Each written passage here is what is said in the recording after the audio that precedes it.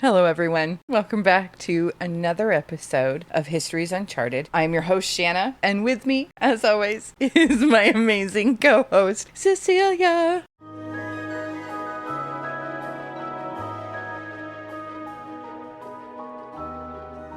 Teller of the stories. Teller of the stories. Of the random Egyptian story adventure that we're on.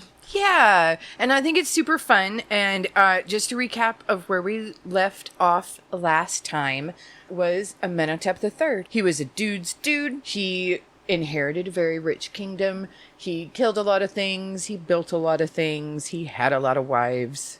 Right. And he was, from the lens of someone you would know, it was Tutankhamun's granddaddy. Oh, girl, you got it. I did. We didn't even prep for this, granddaddy. I promise. Yeah. We didn't even. I didn't practice. I'm super proud of you. But I just, I'm trying. I got you, girl. I'm trying. I love that. So he ruled for a long time. Super powerful, very influential, and he left behind a kingdom to like a 14-year-old little guy that was very rich, very powerful, very stable. Yeah. Life was good. Life was real good. Not It a was lot going on. golden. But things were rich. Yeah. Rich and well. rich and well. I love that. Yeah, that's what he inherited. We're talking about Amenhotep IV. Amenhotep IV. He is the 10-year-old he's the second son, and the oldest son was supposed to take the throne, so he never really learned how to be a ruler. And then his older brother died, and then all of a sudden he has to be the ruler. Oops. And surprise! Yeah. I guess, really. Woohoo! Amenhotep IV, and he's like, I don't really know how to be a ruler. And then all of a sudden you're 14. Right. And you have to be Pharaoh. Yep, of everyone. People are making statues of you. You're like the dude in charge. You gotta get married. Yeah. You gotta do get pick one of married. them out. And multiples of those. I mean, Yeah. I guess that's a very dudely pursuit, though. Yeah. So he would be very okay with that. That was the time. Since we're talking about, in particular, Amenhotep IV, he Right. was a little more bookish and a little more of those quiet guys, where his dad, Amenhotep III, the dude's dude, Okay. he would probably not be a virgin when he took the throne at 14. Probably not. A well-practiced pharaoh. Yeah, but as we're talking about Amenhotep IV, 14, Right. figuring life out, being the king, And ill-prepared. yeah, he was not expecting this. This was not the plan or the path that was laid out. Fortunately for him, his mom's a badass. Wicked. Women tend to be. Yeah, she was very good at state business and was a good advisor. And he took the throne. She wasn't a regent or anything like that. And they got along well. And she traveled all the way through his life with him until her passing like 12 years later. So. Wild. So he got a really great education, a lot like Hatshepsut did. It Yeah. wasn't expected for her to have it, but it was still Right. done. So she overdid it because she's like, I'm a girl and I should be king. And I'm better than all these stupid little boys. Because they were stupid little boys. Yeah. And so Amenhotep IV is the stupid little boy that is like, I don't got to do shit, but like be rich. Right. But he's also not a dude's dude, so he doesn't go out fighting and tromping through the marshes and killing things. He Right. likes to read, and he likes to be at the temples. Nice. So religion, education, Yeah. much more his vibe as Yeah. opposed to warfare and just fighting. Yeah. I guess in general. Not his, So that's not where- his jazz. That's where we're at the beginning of this episode, which is episode number 2, in the path to wherever we're going. Awesome. Cool. And we're going to start off with a real quick hit it and quit it of Egyptian gods. And I know I say that a lot, but this time I'm really going to mean it.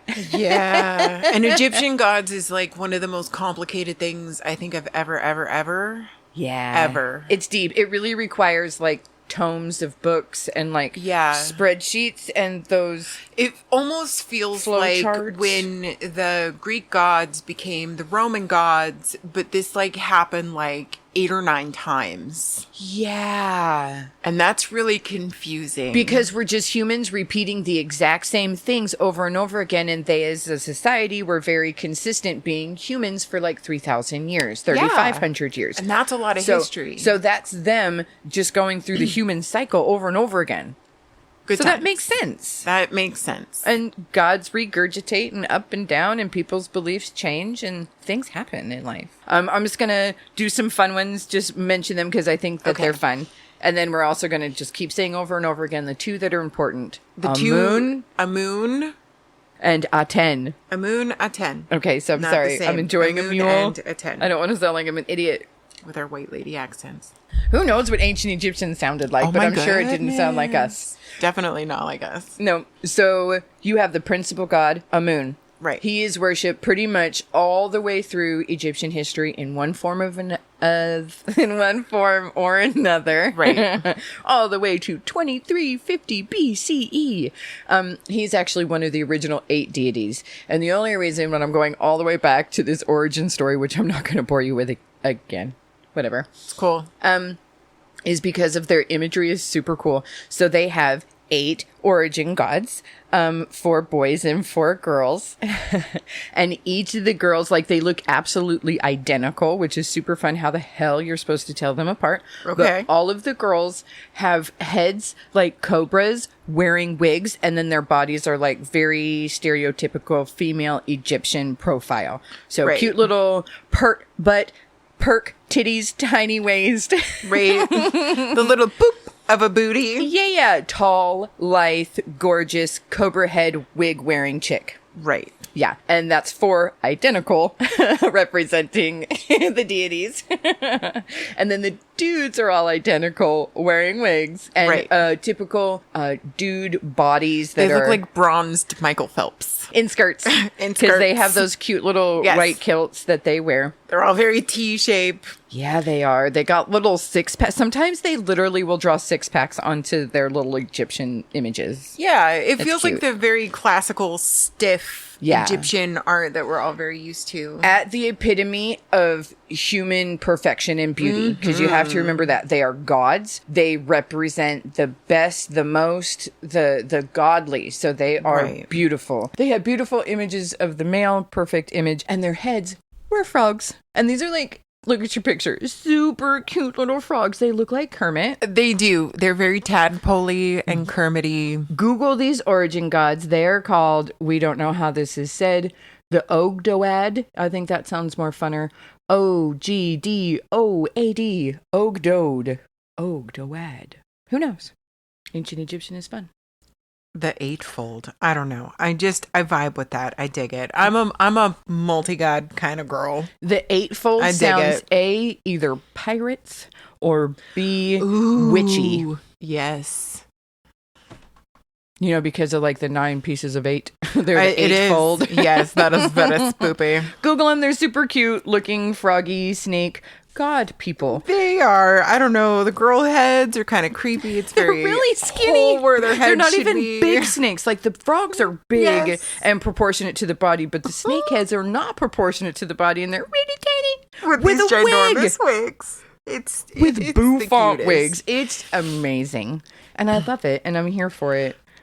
I also love it. It's great. Another thing that they believed, which I think is really human of them, because this is 3,500 years ago, and they don't have like science and knowledge and bicarbon radio tests or whatever people with science do. So this is their origin story. Okay, so these 8 elements, these frogs and snakes, they are created and interacted in a big explosion, very big bangish. This burst of energy forces a mound of earth to come up from the primordial ocean. And then these 8 deities ruled this golden kingdom in a golden era. When they died, they went to the underworld and they ensured the day rises, the night falls, the waters run. They make sure that life continues. Those are Right. the 8 original gods after the Big Bang Theory. They're in charge of the flow of the day Yeah. and night, probably. The Like the inundation, whole shebang. the inundation, which is the river thing that they have, flooding, which causes crops and basically the existence of Egypt. So that is their origin stories. And I just thought it was interesting that they had a Big Bang Theory too. I love that. And that is really interesting. That echoes across a lot of religions, that there was this big spark. And then there was... Not only Life. religions, but science too. Yes, too. Yeah. So that was We really proved cool. some cool stuff with science. But did we prove Big Bang? I mean, everything's still just a theory until we really know. Well, I mean, it's a hypothesis. Everything's Yeah. just a hypothesis I think until it's a theory. I think life is a hypothesis. Yeah. I feel like I died 20 years ago and this is hell. Surprise! That's my hypothesis. But moving on to another origin story, which I just thought was really funny. Trust me, there are 700. I'm literally doing like 2. Okay. I promise. And only because I thought they were the funnest. You know, that one is because it's Big Bang. I thought that was very relevant to how humans be human in all over history. Right. And then the other one's just really cool. So they think that the Earth is an egg that was laid by a celestial goose named the Gengenwer, or the Great Cackler. I fucking love that. Yeah. We're cacklers. So I figured that was appropriate. Because you and I cackle all the time. Yeah. And then the Aten hatched from the egg, and then he made humans and the world after that. The world is from an egg that hatched from a cackling bird. Very nice. Yeah, I thought that was fun. There you go. Even though we didn't discuss any of Amun or Aten, just please know that Amun is a big god. He is the god of the sun. And Aten is actually one of the original 8. So he comes from the waters of chaos. Eventually, by the 18th dynasty in the New Kingdom, though, he is only represented as the solar disk of the sun. Like literally the round circle, glowing orb in the sky. That's what he is. He is the sun, the Aten, the I sun. love that. And so the other one, Amun, is also the what? The god of the sun. Okay. I get it. All right. Different gods, same ballpark. Right. We gotta love the ancient Egyptians. Like I said, Greek to Roman, like 6 or 7 times. It gets a little wonks. I'm sure you have a basic understanding of the Isis, Osiris, and Horus story. It all sounds very similar to me. One is a sun god, one is... So it begins with Osiris and his lady Isis. Okay. They're the king and queen gods of the world, the Zeus and Hera's Right. of the world. And they are just living life and being amazing. And he has a jealous little brother called Set. Very similar to Zeus. Yes. And Hades. So he's like, yo, bro, you shouldn't have everything. I don't like that you have everything. So he kills Osiris and he throws his body down by the river. And Isis goes down and she goes, oh my God, I love you, my poor husband. And she pulls him out of the river and she kind of sets him aside and she's like, I'm going to go get me some witches and goddesses and stuff to come bring him back with magic. And so she leaves. In that time period, Set comes back and he's like, where the heck did my dead brother go? And he goes, why is he over here? Fuck this. I'm going to cut him into 17 different pieces and I'm going to scatter him all over Egypt so that he can't ever be resurrected. Okay. She comes back with her little goddess coven, whatever, and magic spells and is like, where is he? Turns into a bird, flies all over Egypt and picks up all of his pieces. They then sew him back together again. That's nice. He is clearly dead. Okay. Dead but sewn together. Yeah. Like little baby chunks. Shout out to Christmas. Yay. That's Dionysus. Pickled baby. Pickled was baby. Christmas. There we go. Pickled baby chunks. We have lots of episodes with baby chunks. chopped up human pieces.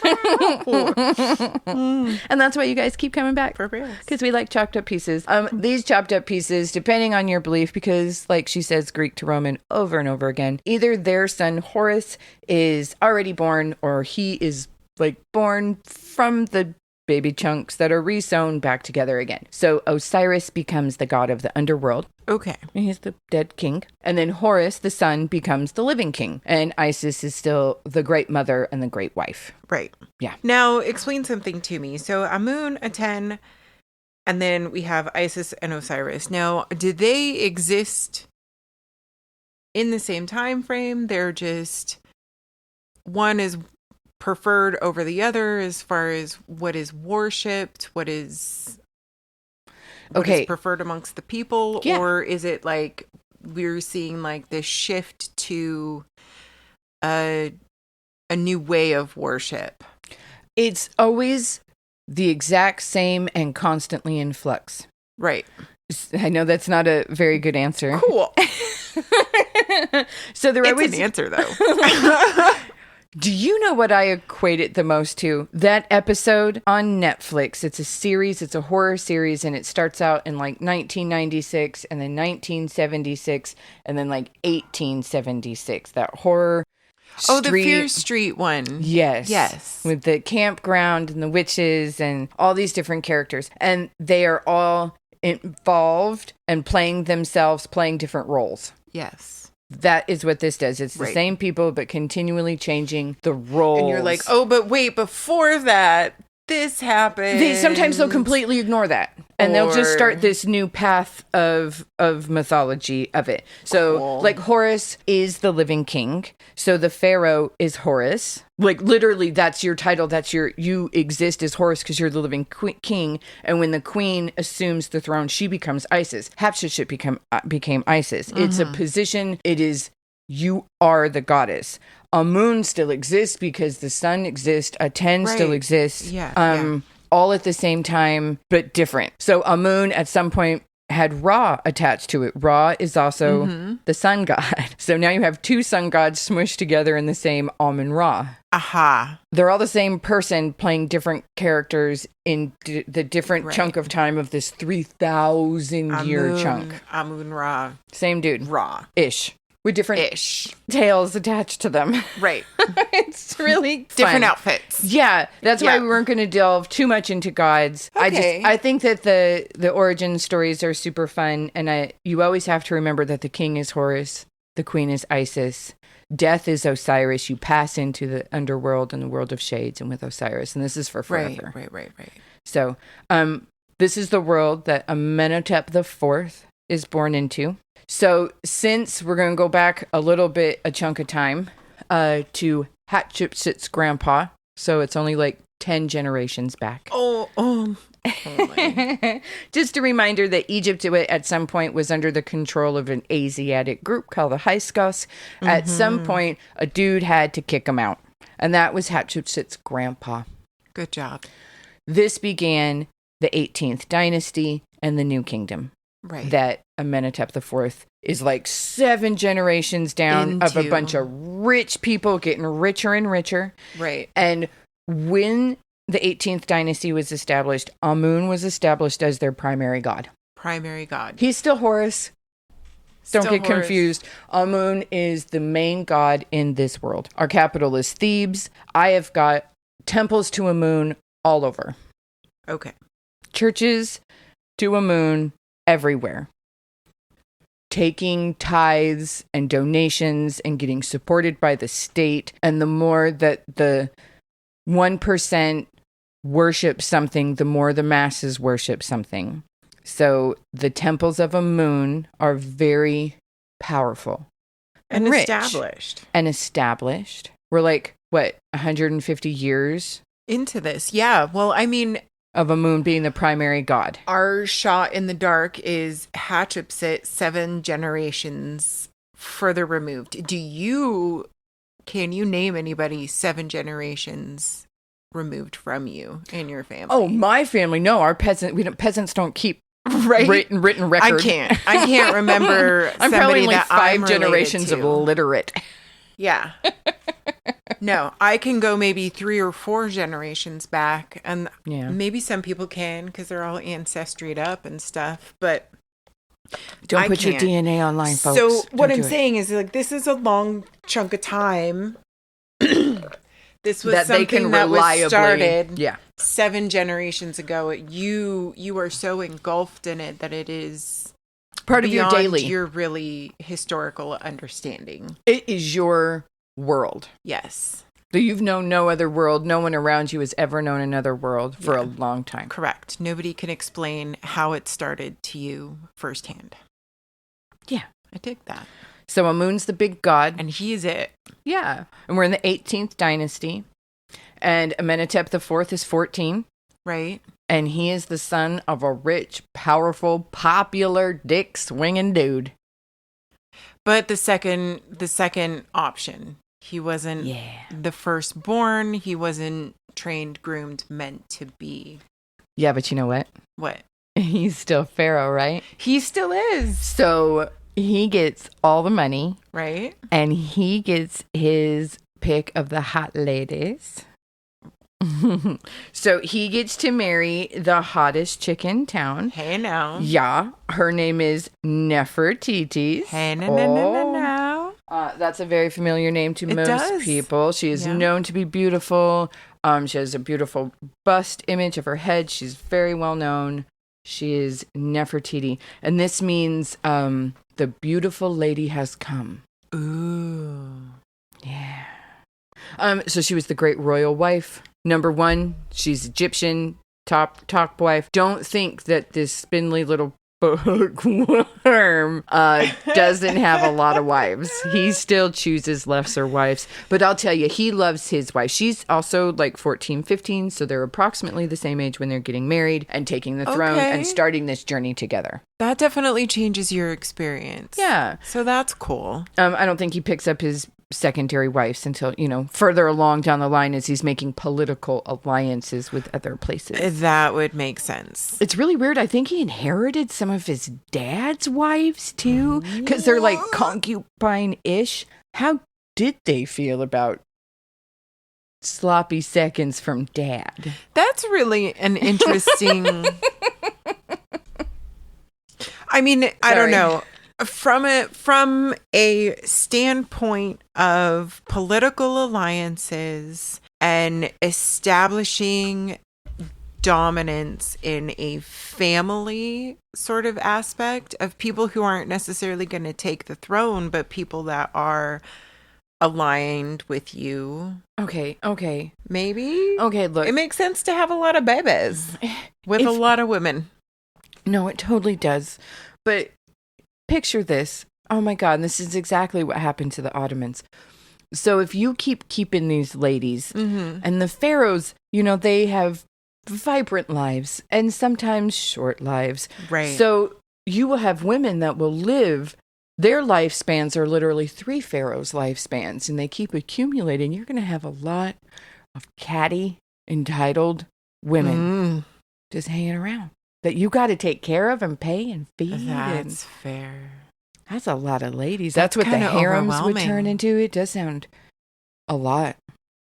The women's quarters and stuff. And then they're all having children, which are competing for the throne too, because you're not going to ever have the throne, but you have a chance at getting out of this woman house if your kid takes the throne. That sounds fucking terrible. I wonder how much they got rid of the... I wonder how closely structured it was. Like, I know that once you had the child of the pharaoh, you immediately became into an upper echelon and you were the mother of the hopefully the boy.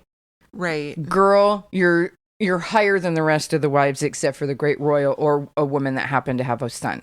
And they all lived together In the palace. So the palace is huge. So think about the Red Keep. Like everyone has their different wings and rooms, and there's all those horrible stairs everywhere. Ugh. Yeah. And it's hot. Don't forget, Egypt's hot. Yeah. But it's also more tropical climate than what it is now because of its landscape and stuff. So it was probably hot. Like with the wind. Hot and sticky. Sticky. Yeah. Could you imagine the sound of the wildlife? There's always going to be like cows, sheep, goats immediately near. I'm talking about insects. Oh, yeah, the mosquitoes. Yeah, I'm terrified about that in particular. That has been our number one enemy since we started standing on 2 feet is the mighty mosquito. For reals. Yeah. Where the hell are we?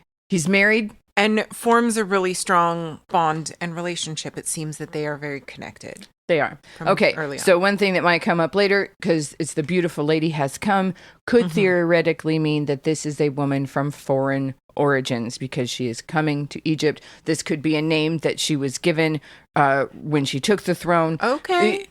Who knows? Right. Who knows in what preparation for her marriage. We are not 100% sure who her parents are.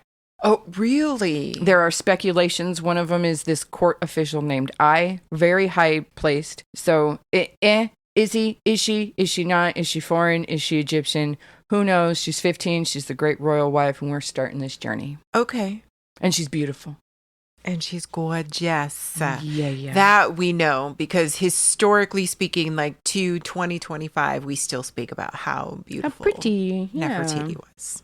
All right, so he takes the throne. We can tell at the beginning of his reign, it is the status quo. He's feeling things out. He's figuring things out. He's learning about his advisors and maybe how corrupt some of these advisors. He's inheriting some from his dad. He's realizing that all of these different people have all of these different agendas. Being the royal advisor is the place to be, because you're not directly in power, but are you in power? Right. You could be the voice behind the throne, influencing the throne. And who has been influencing the throne for a really long time are these very influential, wealthy, high-placed political priests of Amun. Okay. So he keeps realizing he's doing all these things, and he's getting a lot of pushback. Like, you're a young kid. You don't know what you're doing. I'm an established, smart dude. We're going to do it this way. And he kind of keeps getting overridden. Like, he's still the pharaoh, and he's still learning how to stand his ground because he's fucking 14. For reals. He's still a baby in their eyes. Yeah. But older. I mean, it's not like he's 6. Right. He's married. Yes, he was capable of being married. He's probably like... He is such a man that he has his first daughter, and I've been working on this. Yeah. Married to Aten. Married to Aten. That's their first daughter, married to Aten. And she was born in regnal year 1. So around when they're 14, 15, 16, around regnal year 1, they got pregnant right away. Bam. They're establishing themselves. Yeah. And they are established. They're figuring their shit out. All right. Yeah. She got a rich, nerdy dude, smart dude. Right. She got the throne. Well learned. Yeah. He ain't a dick. Probably. In fact, he turns out to be a really good dude to her. So that's cool.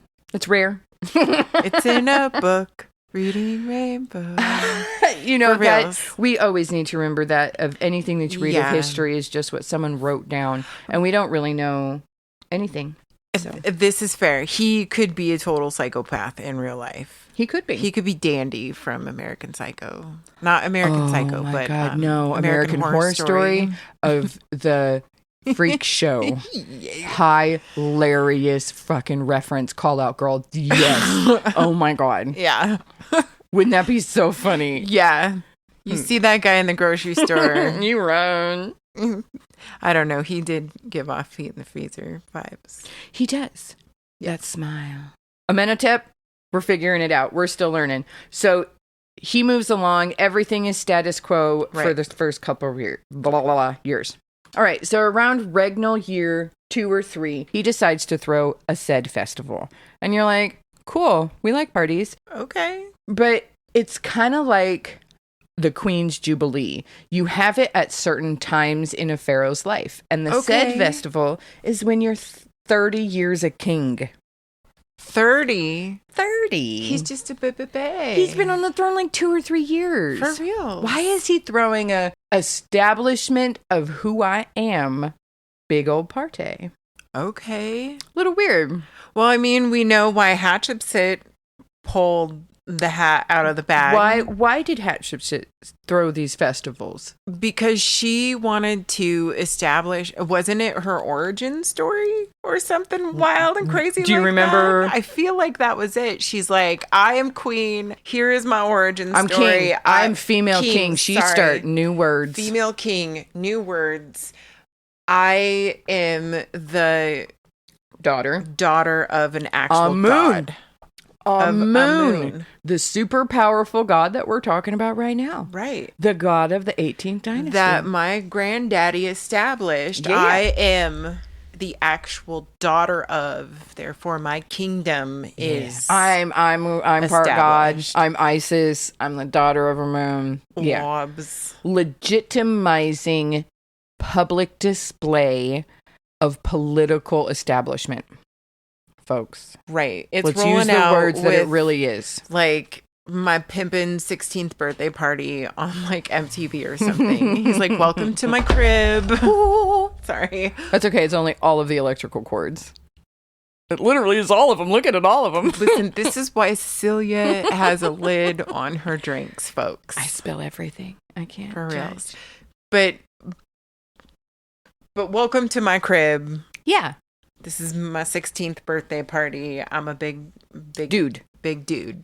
And at this party, what he does is really weird is he focuses a lot on Aten. Like, he thinks the Aten is really cool. And he does a lot of, like, worshiping towards the Aten and not really a lot of the other gods, which is really weird. Right? I mean, yeah, when Amun is the big name. The one that all of the churches say that you have to celebrate. Because when you have these festivals, everyone brings foods and banquets and feasts. And it's being like, so Poseidon is the head honcho, not Poseidon, but who's the other god instead of Zeus? Hades? That's the underworld. Like Hades taking the throne and being the god. Yeah. A dude that's not the dude. But technically the Aten is one of the original 8. Okay. So, he exists, right? So it's like, all right, so maybe Poseidon seems like an all right maybe dude. What's easier for you guys, maybe what's easier for our modern brains that really don't have polytheism in our hearts. Right. It is the difference between one is worshiping God and one is worshiping Jesus. Right. Super powerful. They both are gods. They both exist. Mm-hmm. One is God, one is Jesus. Amun, Aten. I would say Aten is God and Amun is Jesus. That might be controversial, but no one's going to really compare the two other than us in this room. But I'm just trying to say that they're both huge. We might piss off like 0.5 of our listeners. I'm sorry to my dog because that's the 0.5. Okay. It's weird. Look at him. He's doing weird things and he's doing things that are putting money and attention into a different church than the Church of Amun. Hey, buddy. Do you think these influential, powerful men like this? I don't think that they would be super excited about that. If there's anything that I remember from history is it repeats itself. Mm-hmm, mm-hmm, mm-hmm. And rich dudes don't like being screwed out of their money. And like this whole French and English thing and the Reformation is coming. Guys. Yeah. Don't worry. The Reformation is coming. Like, you're going to be learned about a lot of this. But like, history repeats itself and men of the church end up with lined pockets when they involve themselves with politics and state. Precisely. And up until like literally 1980, when we had the separation of church and state. Not really. It's when we wrote it into the Constitution. It's a lie. I know. Okay. I know. Declaration of Independence. But we said we it. Still have church involved with our state even today. But the level that it was pretty much every year before that was so 100% more and influential than any of us can ever really imagine. For real.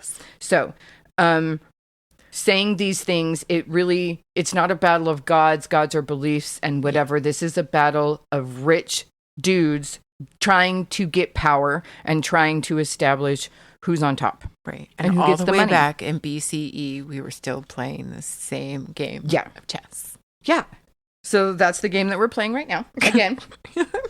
And so now in regnal year 4, we've had that big party. We're starting to talk about a different god. Super interesting. I have my second daughter with the most beautiful woman in the world. Ooh. We're going to name her Akhenaten. Hey. Yeah. Hey, I'm starting to notice a trend here. Is it too early to call that trend out? No. What are you noticing? The Aten. At the end of all of their names. Yeah. Yeah. So we have Mary to Aten. Uh-huh. That is the Aten. At the end, it's like beautiful to the Aten. Right. Serviceable to the Aten. Loves the Aten. And then we have Akhenaten. That they're all the exact same. We love the god Aten, is what he is saying publicly. with the naming of his children. That's essentially like aligning yourself with a god, isn't it? That's pretty much what you're saying. Or he's putting a line in the sand. Okay. He is Very shouldering around, like making publicly his moves. and subtly all at the same time. Wowza. You know, he's making moves. Yeah, he is. And then by the year 5, so he's around 20. They're both around 20. They've got 2 kids. They've been playing this game for a while. They are figuring it out, right? He does something that changes the whole world, the entire Egyptian world, and we're still talking about it thousands of years later. Dun, dun, dun. The first thing he did, because what's most important to most Egyptians is their names. Yeah. He changed his name from Amenhotep IV to Akhenaten. And you're like, what is that? And that is the Aten is satisfied, effective spirit of the Aten, serviceable for the Aten. We read that and I was like, well, gee, nothing says hell yeah like effective to the Aten. Or serviceable. Serviceable to the Aten. I know most of them are like the most beautiful and worshipable and honorable and stuff like that. And it's like efficient, moderately acceptable to the god. Sounds like a bookworm. I don't know. Sounds on brand. Sounds on brand for him. Nothing says devotion like effective. Okay, and so now, all right. So they've already started naming daughters with the word Aten at the end of it. Nefertiti has to jump on this bandwagon. I'm going to say it, but we're going to continue calling her Nefertiti because pretty much from this point forward, they also name all of their other daughters this word. Okay. Where are we? And I'm sure I'm saying this wrong, but all we can do is what we can do. Okay, so year 5, we have Akhenaten. Nefertiti changes her name to Nefer-ne-Feru-Aten. This means beautiful is the beauty of Aten. So Nefertiti is no. Right. Nefertiti is still, her name still represents beauty. Right. It's still, but because of Aten, essentially. Yeah. She's a beauty in the face of Neferu-Aten. I've been working on it. I'm sure they're still wrong, but at least they don't sound as terrible. So Nefertiti. We're going to keep calling her Nefertiti, but pretty much all of their other daughters, they keep naming them Nefer-ne-Feru-Aten. So all their other daughters after this are beautiful is the beauty of Aten. Right. So how did they distinguish each other? I'm sure they called them different names. This is just their royal name. Right. Their royal names, and then they have like nicknames that they would have. Now, just to contradict myself, their third daughter was Anaxen-pa-Aten. Their third daughter? Yeah. Just the third one. Anaxen-pa-Aten. Interesting. So right now, year 5, he changes all of their names, and he has his third daughter, still no son, Anaxen-pa-Aten. In Regnal year 8, they have their fourth daughter, Nefer-ne-Feru-Aten. Some of them have like Tasherit at the end of it. So I'm sure, like I said, I'm sure they had more familiar names. Right. Beautiful is the beauty of Aten. Listen here, Feru-Aten. So Akhenaten essentially is just like rolling in the daughters at this point. Yeah, he's with daughter 4. With Hadi Patati Nefertiti. With Nefertiti. What about other wives? Like at this point, does he have other wives? Well, like I said, I think he inherits a couple. Okay. He definitely has some through marital contracts. They exist. They're just not a lot of records of them. In fact, he eventually has another child that is not said to be from Nefertiti and just says from another lesser wife. Oh, good times. Yeah. So we don't even know that one's name. If It's it even is a lesser kid. Even if it is another lesser wife. Oh, yeah. Some sex slave, some princess from another country. Who trucking knows? Fun times. Could have been his sister. Yeah. But not unheard of. Again, sign of the times. But he's rolling in daughters. Yeah, he is. He is really rolling in daughters at this point. He has made this life-changing statement of, I have aligned not only all of my children, but now myself and my wife are Aten. We are aligned with Aten. That is a very political statement. That sounds political. Yeah. To me, you are essentially the pharaoh. He's doing something different than the past 200 years. Yes. Yes. People don't appreciate this. This is flabbergasting. Egypt isn't one for big changes. It, like I said, it all stays the same, but it's constantly flexing. Yeah. Doesn't seem like it. Doesn't seem like they're really, really interested. Because they're not stagnant people. They're fascinating. They have art and jewelry and food and music and building and architecture that just keeps growing and changing and learning in a world that never changes. But they want their gods and the people that rule them to just keep it moving. Keep it moving, keep it the same. Keep it moving, keep it going, and we'll do our thing, and we're good. Right. I always thought that was just so fascinating. So the world just totally follows suit. Yeah. Because it's easier, we would assume. Oh, and he's the God. He's God. He said this is what we have to do. Don't forget that aspect. Right. They totally believe that. Being Pharaoh, being the dude in charge, essentially means that you are effectively God. Yeah. They are the living God. I forget that sometimes, that they are just the living embodiment of the gods and what they worship. And it's very conflicting because people that are very devout really do believe you can't harm them. You can't contradict them. Right. All you can do is help them and do what they say. And then there's other people that are like, I want your power. I don't really believe this, whatever, because we're all humaning all over it. So it's always this constant weird struggle and flux between I'm a god and I'm a ruler and I want your power. Okay. So those that know that you're just a regular everyday dude. And they still pee and poop and die in childbirth. We're all humans. And I'm sorry. I don't think gods exist, and these are just manifestations of different cultures to help them explain the horrificness of life. Truly. So yes, he was just a dude. Just a dude. That was born into this family. I love it. He's just this 20-year-old guy. But to everybody else, it was part of the show that they all really wanted to buy into. Then they did. They bought into it. This was 3,500 years of I am buying the fuck into it. Yes. In fact, when the Ptolemies, the Macedonian Greeks, when they went to go to conquer Egypt, they didn't fail like the Hyksos and the Hittites because they didn't try to impose foreign control. They went in and they turned themselves into Pharaoh. We then have the Ptolemaic dynasty and they speak Egyptian. They become Egyptian. And the Egyptian people are like, okay, fine. And their dynasty lasts 150 years. Wild. And the Egyptians are like, I'm close okay, enough. Fine. You read the books. They say the chants. They did the prayers. They did the rites. Find their Isis and Horus. Wowza. So their whole game plan was, we're just gonna become and take over. We're just gonna and now we're here. And the Egyptian went, okay. You did it our way, so we're cool. Close enough. Yeah. Good enough for government work, guys. That's what I'm going to think of every time you say that now. It's good enough for the Ptolemies.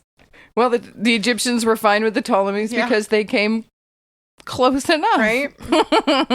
It wasn't some huge mutinous overthrow and a murderous of huge towns and villages. No. They just said, we're God now. We just want to be included. We want things to be good. We want... I'll wear the hat. I'll wear the wig. I'll wear the skirt. It's cool. Yes. Just let us be in charge. I'll be in that palace.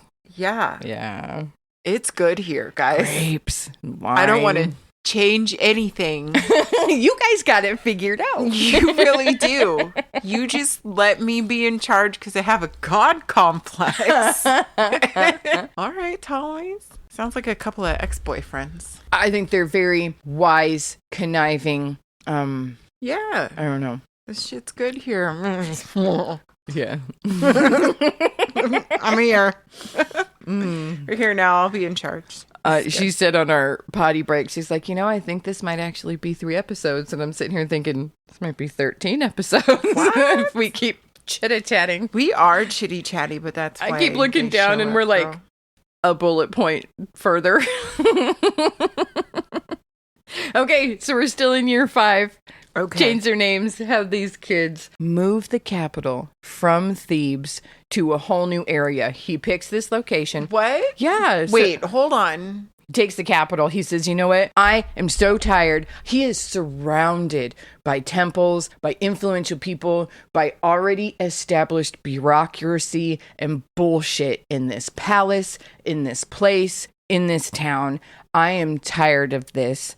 And he pulls up roots and moves off, chooses a new capital in an area that is halfway in between everything, that has never been a developed anything ever. So it's like fresh land. And he says, this is where I'm having our capital. And I'm going to name it. So we have Akhenaten is making Akhenaten, which is the horizon. The horizon of the Aten. Akhenaten. Or as we know it, Amarna. You may have heard that word. That's what it is now, or? It's what it was then as well, or maybe it's what we call it now. Who fucking knows? Okay. That's wild, because though. I always have to say Akhenaten and then Akhenaten to say it right. So Akhenaten is the name of his city. That's crazy. So we're hypothesizing that essentially he was surrounded in Amun. Tired of getting told what to do. Tired of getting told what to do. It was essentially like, this is how it has been for so incredibly long, that in order to wash myself of this, I have to strike out in this brand new middle of nowhere. I'm going to Route 66. So it's either he's trying to establish his authority politically and financially, or he's really, my God's better than your God, and I'm going to go somewhere where I can envelop my entire existence into this. So I'm not going to say that they don't drink the Kool-Aid and they don't move away and they don't start something that's very similar. They move to Akhenaten, and it's different there. Everything's different there. The very first thing that's different there is even how they build it. Okay. So his dad built his palace. It took him 18 years for him to build this big, grand, beautiful place. Akhenaten is able to build his palace in 8 years because he has the ingenious idea to make bricks out of the exact same size and shape. Hey. As opposed to bricks that are of random sizes and shapes and that you're just trying to conglomerate together. Okay, piecing together like found brickage. Yeah, or kind of making them, but not caring of the uniformity. And he's like, if we make a whole bunch of bricks that are the exact same, they fit together really easily. And so he's able to make his palace in 8 years. His village and city gets built and established very quickly, and very quickly they're able to move to Amarna and establish their new political and religious agendas. Way to go. Yeah, this is huge. That is huge. I mean, establishing something in that short period of a time, that's wild when you go from 18 to 8. Like, take Paris away from the capital of France. Or Right. move Washington, D.C. and just say, it's just going to be here now. And rather than establishing something over a long period of time, he's able to establish this fairly early on in his reign. 5 years. Within 5 years. And then from 5 years to like 8 years. Yeah, is like the finishing up of everything, but really has established this entire location in 5 years, this entire new way of life. An entire new way of life. Yes. That's the coolest. Yeah. In just a handful of years. Little rebel rouser. Yeah, he is. Wild. So now, Cecilia, I come to ask you, even though we've already asked it 100 times, why? Why is he changing 2,000 years of tradition and politics and everything? Why? Why? I always like to just bring things around to what we're familiar with. We're about 100 years since that wanker Tutmos III, the stepson of Hatshepsut, went on crazy military expeditions. I remember. Conquered a whole bunch of land and claimed it in the name of Egypt, so made Egypt grow. And now you have more vassal states that are paying tributes and taxes, because that's always what you want. You want more land so they can tax them and you can get more money. Wealth. Yes. Land and people equal wealth. Yeah. So under Amenhotep III, he was a dude's dude, and he loved to hunt and he loved to kill things and party and spend money, but he didn't really like to do military expeditions. So he sent a couple, of his armies to go put down small rebellions and stuff like that, but he didn't really do much to the frontier and the borderlands. Right. Now we're on Akhenaten. He also is not very concerned with foreign affairs and turns his attention more to his internal politics and creating this new god, creating this new city. So their enemies start to notice this, and they're like, this land over here isn't protected. Right. And these vassal states are like, yo, bro, we pay taxes. You say you own us. You're going to protect us. You need to send us help. Apparently, they kept asking for help. In fact, one dude sent 60 letters. What the heck, dude? Asking Akhenaten for soldiers, help, supplies, money, something. Help a brother out. For real, 60. So, what's the story? Is there a reason given, or do we only... Of the dude asking for help? Well, do we only guess why after 60 requests, he still wasn't responded to? Okay, I got theories. What the dicks, Historians have theories. Akhenaten, that's some bullshit. I mean, he just seems like a dude who is educated. He is. And would know that if you run a tight ship, that you take care of your people, you take care of your borders. Oh, yeah, tighten down your borders. If you don't want invasions and more Hyksos and Hittites coming, you can't be lax on your borders. Honestly, look at the Ptolemies. Life is good here. You got to protect it. People want what you have. For reals. Because you've got awesome shit. Figure it out. Yeah. And a brand new shiny god in the center of it all. Be careful. Sure a moon might be pissed off and start rebel rousing some different people at some different places. Oh, there we go with theology. Mm-hmm. Well, this dude, he's the king of Mitanni. 60 letters. Mitanni. 60 letters later. I'm saying it wrong. He never gets a response from Akhenaten. He is turned over to his enemies after a coup. And he is publicly executed. Akhenaten really dropped the ball. All right, so you want to know... I was starting to like this guy, but now I'm low-key pissed off. Well, you want to hear some theories? Okay, yes. Some educated historians that hypothesize some random shit. Educated historians. Insert Whiteman. I love that women are starting to step up in the past 30 years. You never know. So you've got to think about from the perspective of a pharaoh and a king. You have this huge empire. You are a huge man. You are involved in huge, important, life-shattering, culture-changing, religious shit. And I don't have time to deal with some pissant that lives all the way out in the fucking border cities that can't handle his own house. That sounds like Cersei Lannister, okay? It sure does. It still sounds a little cold-hearted. Well, that's a theory. And that is a very, I have been born to be a god theory. But also, yes, that does make sense for his station. Okay, here's another one. He's a bookworm. Spent all that time growing up reading in temples and shenanigans. Right. So he's a pacifist, and he prefers to ignore foreign policy for his internal reforms. Another one is... Okay. Ostrich, essentially? Yeah. Okay. It doesn't exist. If I don't pay attention to it, it would go away. All right. Maybe. As the second son, he was never taught how to rule anyway, and his daddy wasn't even a military guy, so he is inept and incapable to deal with such a military situation. Yet others say, she has no response for that one. I don't like that one. Yet others say, since there are no records of large revolts or mutinies inside Egypt's borders, this could mean that he led a reign of relative peace, security, and structure. So which of those sounds most likely? Maybe he didn't like the Mitanni king.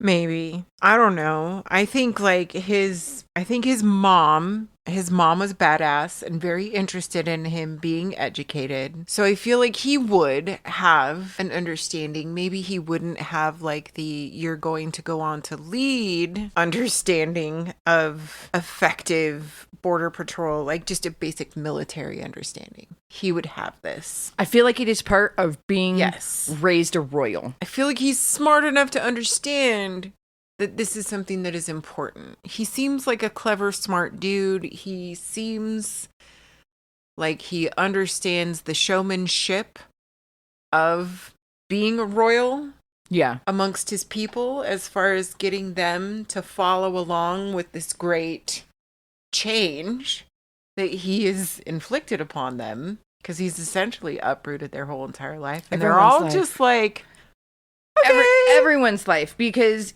I keep saying that he's like, Aten is now our god. Yeah. He is saying that Amun and everyone else is not your god. Yeah. I don't think we're there yet. But I mean, it's saying a big thing. Amun's not my god anymore. Yeah. Aten is. That's a thing. That's Yeah. a huge statement. All right. So now we're in regnal year 9. Things move quickly because all we have is certain records of certain things. Right. They have their 5th daughter. I know. Can you imagine? 5 girls. Oh my gosh. And then we have Neferne Ferure again. Okay. And then they have their 6th daughter in year 10. So they're very consistent. Like Okay. every year or two, they be having kids. This one is Sete Penre. Sete Penre. Daughter after daughter after daughter. Very consistent in that. 6 daughters. Finally, the last child is the only son. And this is Tutankhaten. Tutankhaten.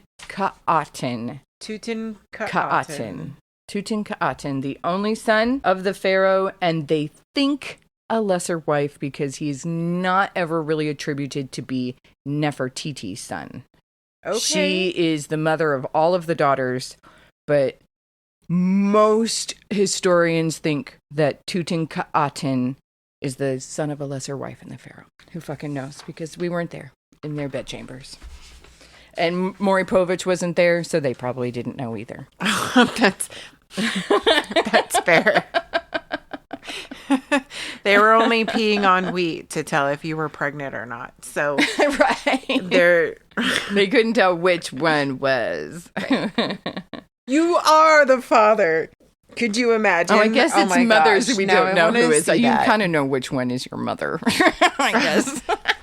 You do know who I'm sorry, your we're mama hot. We're is. probably losing our minds at this point. This is 'cause fair. We're like in one of those torture sweat boxes that they put misguided youths at camp into. It's like the chokey without pokies.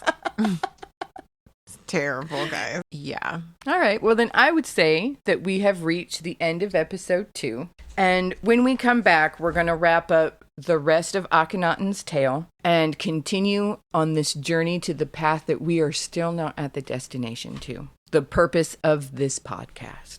So it remains a mystery for yet another episode, my friends. So thank you so much for joining us. And hopefully if you liked what you've heard, you will like and subscribe or comment or do the things so that we can keep doing this, because we really love doing this. We have really cool stuff planned coming down the road after the podcast that shall not be named. Anyway, thank you so much. Okay, bye. Bye.